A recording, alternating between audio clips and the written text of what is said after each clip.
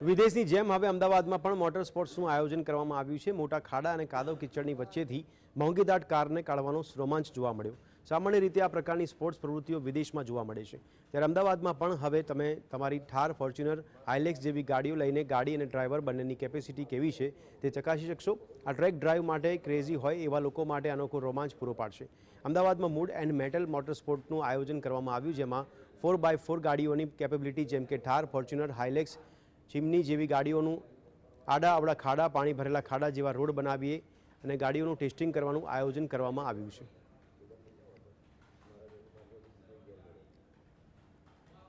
આ વસ્તુને 4x4 ગાડીઓનું જે કેપેબિલિટી છે એ રીતે એ લોકો કેપેબલ છે, પ્રૂવ કેવી રીતે થાય એના માટે આ બનાવ્યું છે।